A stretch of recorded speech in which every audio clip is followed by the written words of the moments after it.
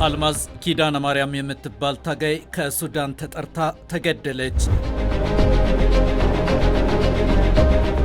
ታኅሳስ 5 ቀን 1996 ዓ.ም ካበደረው 50 በመቶ ማስመለስ ያልቻለው ልማት ባንክ የኤፈርትን ብድር ከንግድ ባንክ እረከባለሁ አለ።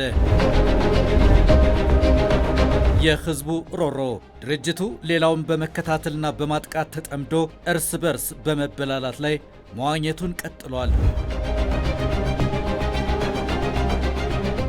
እነዚህ የግድያና የዘረፋ ዜናዎች ታሪኩና ዕድሜው በገዳይነት ያለቀውን አገር በመበጥበጥ በሰው ህልፈተ ሕይወት በመረማመድ ተወልዶ ያረጀውን ያፈጀውን በወንዜ ልጅ አሰባሳቢ መርህ የተሳሰረውን የጥፋት ቡድን በተመለከተ ከተጻፉ ሰነዶች መካከል ናቸው።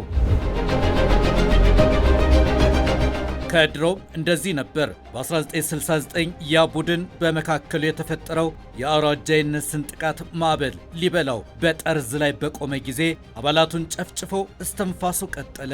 የገብሩ አስራት የመጽሐፍ ሰነድ ይህንን ይነግረናል። አልማዝ ኪዳነ ማርያም የምትባል ታጋይ የቡድኑ የጥፋት ምሽግ የመሆን ያልተቋረጠ ታሪክ ባለው በሱዳን ሀገር ሆና ትዋጋ ነበር። ጥፋት ሰርተሻል በተባለች ጊዜ ቡድኑ ካለበት የውጊያ በረሃ ድረስ ሄጄ እነጋገራለሁ ብላ ድንበር ተሻግራ ወደ ኢትዮጵያ መጣች። በችግር ተተብትበናል ብላ ወቀሰች። የወቀሰዋ ምላሹ ጥይትና መሞት ሆነ። አልማዝ ኪዳነ ማርያም ተረሸነች። በዚህ መንደርተኛ ስብስብ ብዙ አልማዝ ኪዳነ ማርያሞች ላይነሱ ለመውደቃቸው ምስክሩ የለበሱት አፈርና የተጫናቸው ድንጋይ ሆነ። በ1969 የተከሰተውን የጫካ ዘመን መሰነጣጠቅ በጻፉበት መጽሐፍ አብዛኛው ታጋይ ሳላውቅ ድርጅቱን በማፍረስ ተግባር ተሳትፌያለሁ፣ ቡድናዊና አውራጃዊ ስሜት ነበረኝ፣ አመራሩን አማ ነበር እያለ ግለ ሂስ አካሄደ። በዚህም አንዳንዶቹ የሞት ፍርድ ተፈረደባቸው። ህወሓት ከቀድሞም ገዳይ ነው። ቡድኑ አምቶኛል ያላቸውን እየገደለ ሐሳብ አልቦ የሀገር ህመም ሆኖ ዛሬ ድረስ ህዝብ የመከራ ግግር ላይ ጥሎ በችግር አለንጋ ይለበልበዋል። ደግሞ ከግማሽ ክፍለ ዘመን በላይ የዘለቀው የሐሳብ መንጠፍና ተቸካይነት ሐድሽ ነገር ምስማ የተዳለ ውድብ አዲስ ነገር ለመስራት ዝግጁ ያልሆነ ድርጅት ለህዝብ ጥሩ ነገር ይሰራል ብሎ መጠበቅ አይቻልም። ይሁን እንጂ ህወሓት ይህንን ሀቅ ሊቀበል አልቻለም። ከ50 ዓመታት በፊት በነበረ ሐሳብ ላይ ብቻ ተቸንክሮ የቆየ ትንሽ እንኳን በሐሳብ ለመቀራረብ ዝግጁ አልነበረም። የ19ኛው ክፍለ ዘመን ኮሙኒስታዊ አስተሳሰብን ነክሶ አለቅም አለ። ብሉ ኮሙኒስታዊ አስተሳሰባ ነኪሱ አይለቀቀን የለው። የህወሓት ጓዳ የተሰኘው መጽሐፍ የቡድኑን አጥፊነት መዝግቦታል። በስዩም መስፍን፣ አባይ ፀሐዬ፣ ጌታቸው አሰፋና አባይ ወልዱን በመሰሉ የድርጅቱ የክፋት አርበኞች እየታገዘ ገና በጨቅላ ዕድሜው ከ40 ሺህ በላይ ንጹሐን የትግራይ አርሶ አደሮችን ጨርሷል። እርሱ ከድሮም ገዳይ ነው። እነዚህን አርሶ አደሮች በኢትዮጵያ ዴሞክራሲ ህብረት ኢዲዩ አባልነትና በፊውዳል ስርዓት አቀንቃኝነት በመፈረጅ በየጫካው ጉቶ እያስደገፈ የረሸነ የህይወት ባለዳ ነው። በእርግጥ ግን ይህ ሁሉ ህይወት ጠፍቶ ትግራይም አመጣ የወለደችውን ልጅ ገብራ የዚህን ቡድን የትግል ውጤት ለትግራይ ህዝብ ምን አመጣ? ይህ ጥቂቶች የከበሩበት ዘመድ አዝማድ የተንፈላሰሰበት ከመሆን ተሻግሮ የትግራይ ህዝብ ከሌላው የኢትዮጵያ ወንድሞቹ እየነጠለ ለቡድናዊ ጥቅሙ እንዲዋጋለት ከመቀስቀስ ባለፈ ህዝባዊ ሁሉን አቀፍ ልማት ላለመመዝገቡ በብርሃነ ጽጋብ የተጻፈው የኢህአዴግ ቁልቁለት ምስክር ነው። ለ27 ዓመታት ታገንልህ አደረግንልህ ያሉት ያ የፖለቲካ ቁማር ማስያዣ ያደረጉት ህዝብ የልማት ደረጃ የት እንደሆነና የተረፈው የተጋዳላይ ዘፈን ግጥም ብቻ ለመሆኑ በሚስጥር ስብሰባዎቹ የቅጅ ሰነድ ተሰንዷል። በእርግጥ ለኢትዮጵያም ካለማው ያጠፋው ይበልጣል። ጥቂት ሀብታም ዘመዳሞችና የአንድ ወንዝ ልጆች መክበር የህዝብን እንባና ሮሮ ሸፍኖት የታየበት ያንን የ2010 የለውጥ ዋዜማ መስቀልቀል የብርሃነ ጽጋብ ብዕር ይነግረናል። የህዝቡ ሮሮ እንደዚህ ሆነ። ሌላውን በመከታተልና በማጥቃት ተጠምዶ እርስ በርስ በመባላት ላይ መዋኘቱን ቀጥሏል። በገጠር መሬት አስተዳደር በጉቦና በአድሎ መበላሸቱ አመራሩ ወንበሩን ለማደላደል በውሸት ሪፖርት ፈጠራ ላይ መጠመዱ፣ በትምህርት ጥራት ችግር መከሰቱ የቀጣዩ ትውልድ አደጋ ውስጥ እየገባ መሆኑን፣ ህዝቡ በዴሞክራሲ ማዕከላዊነት ተቋማዊ አፈና መሰቃየቱ የስብሰባዎቹ ቃለ ጉባኤዎች ሕያው ህዝባዊ ምስክሮች ናቸው። 2014 ነው የምነግርህ። 2014 ወጣቶች በየግንባሩ በሚተናነቁበት ሰዓት እኔ ሲምፕል ምሳሌ ልንገርህ። ዳባት ደባርቅ አካባቢ ሊማሊሞ ውጊያ ይመራ የነበረ ሰው ሩቅ ርቀት ሆኖ ውጊያ ይመራ የነበረ ሰው አት ዘ ሴም ታይም በኤክስካቫተርስ ወርቅ የቆፈረ ይሸጥ ነበር። ይሄ ኔትወርክ ነው። ይሄ ፖለቲከኛውም አለበት።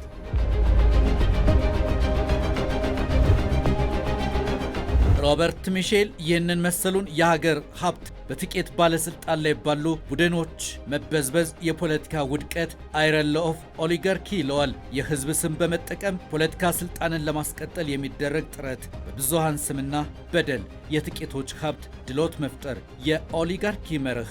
የትግራይ ህዝብም ሆነ ኢትዮጵያ መዋቅራዊ በሆነ ዝርፊያና የፖለቲካ መበስበስ ሲበዘበዙ ለመኖራቸው 1001 ምስክር ሰነዶች አሉ። የጥፋት ኃይሉን ከአናቱ መበስበስ፣ ቡድናዊ ዘራፊነት በውጤቱም ለትግራይ ህዝብ ሸክም መሆኑን በተመለከተ በአርያ ተስፋ ማርያም የተጻፈው ከህወሓት ጓዳ የተሰኘው መጽሐፍ አብዮታዊም ዴሞክራሲያዊም ባልነበረው የአብዮታዊ ዲሞክራሲ ተረፈ ማኦና ስታሊን አገዛዝ የሀገር ኢኮኖሚ እንዴት ኤፈርት ለተባለ የጥቅም ቡድኖች ስብስብ ያገለግል እንደነበር ያትታል። ኤፈርት በትግራይ ህዝብ ስም የተቋቋመ በስሩ በርካታ የንግድ ድርጅቶችን ያቀፈ ግዙፍ ኩባንያ ቢሆንም ከዚህ በቢሊዮን የሚቆጠር ገንዘብ ከሚያንቀሳቅስ ተቋም የትግራይ ህዝብ 74 ሳንቲም አላገኘም። በአንጻሩ የህወሓት ፈላጭ ቆራጭ የሆኑ ሁለት ግለሰቦችና ቤተሰቦቻቸው እንዲሁም ጥቂት የቅርብ ዘመዶቻቸው የተትረፈረፈ ሀብት አጋብሰውበታል።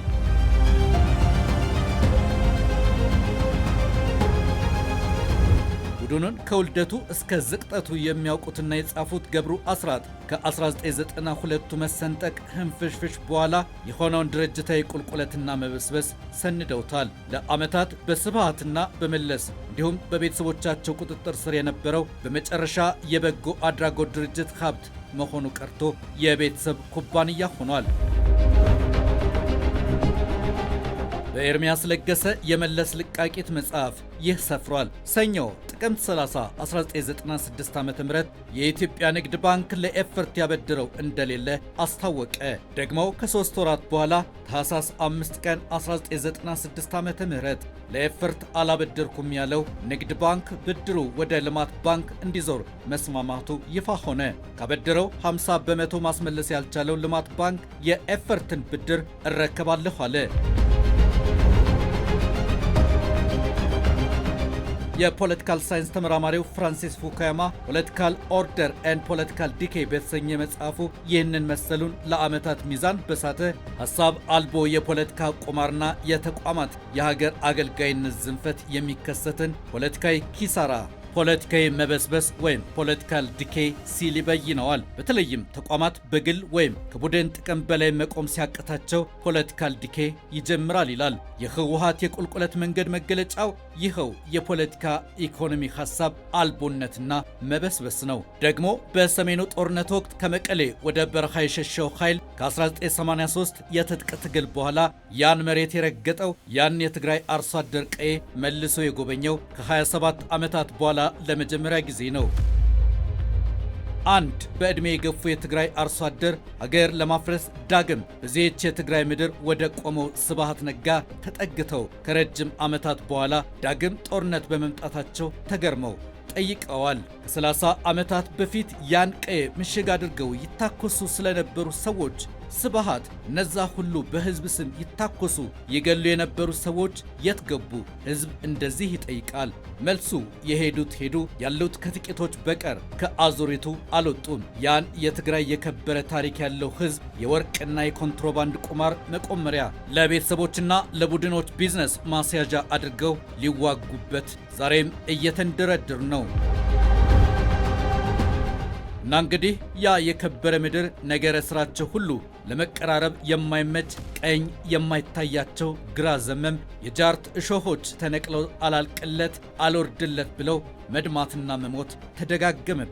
ብርሃነ ጽጋብ ይህንን ጽፏል። 2010 የለውጥ ዋዜማ እርስ በርሱ የጥቅም ሀብል ያስተሳስረው የተጠላለፈ ኔትወርክ አንዱ አንዱን ወደ እሳት ወርውሮ ለመቀቀል ይጣደፍ ነበር። በግምገማ የቀረበው ሰነድ ቂምና ቁርሾ፣ ሴራና የስልጣን ሽኩቻ፣ ኔትወርክና መቧደንን የመሳሰሉ በሽታዎችን ይዘረዝራል። በሽታዎቹ ማን ጋር ናቸው ሲባል ግን የሁሉም ሆኖ ሳሉ አንድም ሰው አልተገኘም ይላል። እነዚህ በወንዜ ልጅ መርህ የተሰበሰቡ ቡድኖች ባለፉት ዓመታት በሀገር ላይ ያደረሱት ጥፋት ወሰን አልሆናቸውም። ማተራመስና ከብጥብጥ ሀብት የመሰብሰብ ልማድ ያላቸው ኃይሎች ከግብረ አበሮቻቸው ጋር ከሀገር አልፎ ቀጠናውን በቀውስ ጠርዝ ላይ ወደሚያቆም ጦርነት እየተንደረደሩ የእንተላለቅ እምቢልታ እየነፉ ነው። ትግራይ ውስጥ ከሚኖር ትግራዋይ በላይ በሰላም ወጥቶ መግባት የሚችል አፈሳ የማይካሄድበት በደሴ፣ በጎንደር፣ በባህር ዳር፣ በአዲስ አበባ፣ ቢሾፍቱ፣ አዳማ፣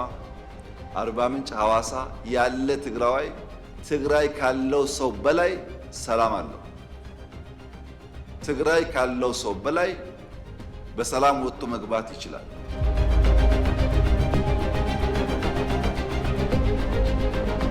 በጥፋት ጎዳናም ቢሆን የመሩትን ሀገር ተመልሶ የመውጋት ጉልበትና ልብ ከዚህ መርሁ ከጥፋት አዝመራ የሚታጨድ ቡድን ውጭ ለማን ይቻላል? ኢትዮጵያን መጉዳት የሚፈልጉ ኃይሎች አሉ። ገንዘብ ፋይናንስ ያደርጋሉ። እመኑኝ ግን ኢትዮጵያን አይችሏል። ገንዘባቸውን ያፈሳሉ፣ ይከስራሉ። እኛ እንቀጥላለን ጉዟችን። የዚህ የጥፋት ቡድን የትላንት ጎዳና ሕይወት እየገበሩ ሀገር እየሸጡ ጥቅምንም ማጋበስ ሆኖ አልፏልና ለማስተዋል ራስን ከዚህ የጥፋት ቡድን ለመነጠል የሚወሰደው ትምህርት ብዙ ነው። የሶስት ሌባ ወታደሮችን የሶስት ሌባ ፖለቲከኞችን ህልውና ለማረጋገጥ የሚለኮስ ጦርነት የትግራይን ህዝብ አጀንዳ ሊሆን አይችልም። ለትግራይ ክልል ህዝብ ነገ ከዛሬ የከፋ እንዳይሆን የጥፋት ቡድኑን የትላንት የፖለቲካ መበስበስና ሐሳብ አልቦነት ሰነዶች በቂ ትምህርትና ጥንቃቄ ደወሎች ናቸው። ከጥፋት የመዳን ደወል